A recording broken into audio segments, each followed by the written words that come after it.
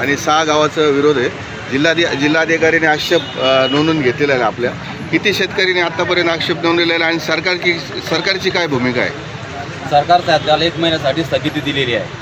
आम्ही विरोध केला, त्याच्यानंतर ना हरकती नोंदवल्यानंतर सरकारने आता काहीतरी विचार केला समजा आणि 1 महिन्यापासून स्थगिती दिली. त्याच्यानंतर काय करतं ते आज नाही सांगू शकत आम्ही. त्याच्यानंतर जर केलं ती आज जी भूमिका आहे आमची विरोधाची, उद्या पण हीच भूमिका राहतील आमची.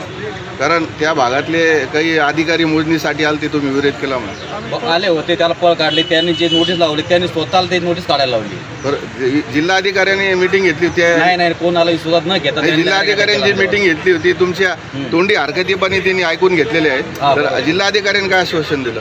जिल्हाधिकाऱ्यांना आश्वासन दिलंच नाही ना आम्हाला एक बोलतो ना इकडे मोजणीवाला पाठवून देत मागून. बरं, आता काय भूमिका शेतकरी? आम्हाला जमीन द्यायचीच नाही. आम्ही सगळं ठराव घेतलं, ग्रामसभा घेतली, ठराव घेतलं, सगळ्या सहमतीने तर दाखल केलं. बरं, तुम्हाला रेट पाहिजे का विरोध? जमीन द्यायचीच नाही ना, रेटचा विषय नाही. कारण आता विलासबापू भुमरे यांनी सुभेदारी विश्रामगृहामध्ये मिटिंग घेतली शेतकऱ्याची आणि त्यांच्या तक्रारी त्यांनी तोंडी ऐकून घेतल्या. आता 12 तारखेला सोमवारी मुंबईला जाणार आहे सगळे शेतकरी. तर किती शेतकरी जाणार तुमच्या गावातले?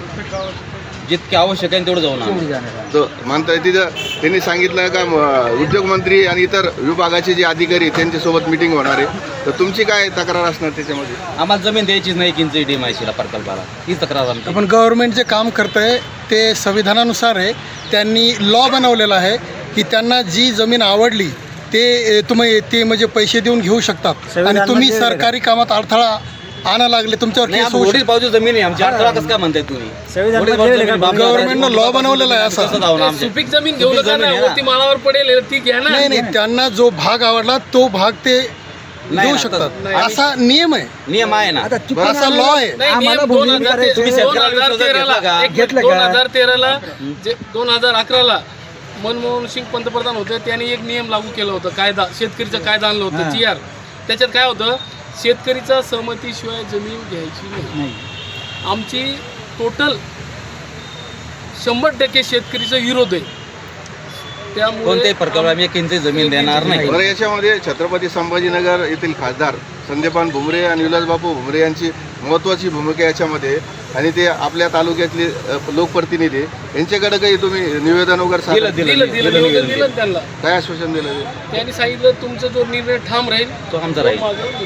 बरं, किती हेक्टर जमीन याच्यात त्यांनी संपादित करणार? 32 हेक्टर. 3200 हेक्टर जमीन म्हणजे साधारणतः 8000 एकर जमीन. आणि कोणत्या गावाचं नाव याच्यामध्ये आलेलं आहे? घारदोन, खुडेगाव, घारदोन तांडा, गाडीवाट, निलजगाव, पाटण.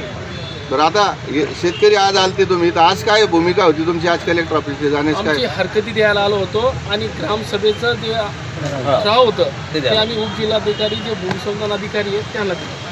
बरं, ठरावमध्ये काय नमूद केलं तुम्ही आज?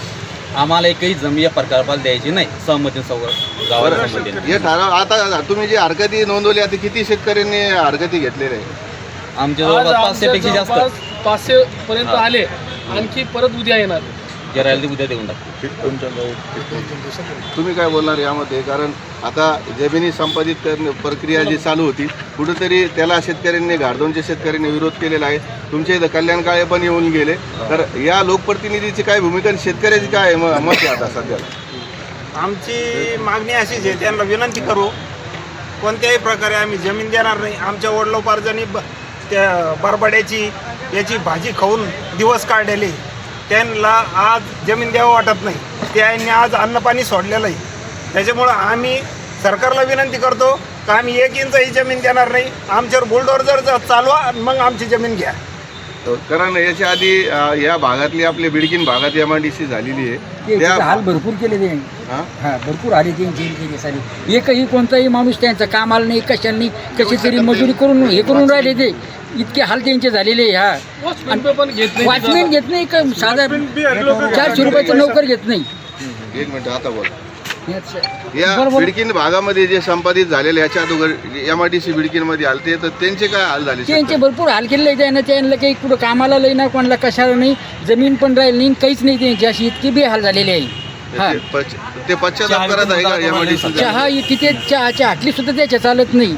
आणि काय त्याची परीक्षेने सांगायला हे नाही, अशी असं पण परिस्थिती मला करून टाकली आता का त्यांची. शेतकरी काही म्हणत होते का बिडकीन एमआयडीसी मध्ये ते शेतकरी आता वॉचमॅनचे ड्युट्या करताय म्हणून. ते करायला तयार आहे पण लईत नाही ना हे कंपनीवाले. ते फक्त म्हणते 100 किलोमीटरचा बाहेरचा माणूस घ्यायचा.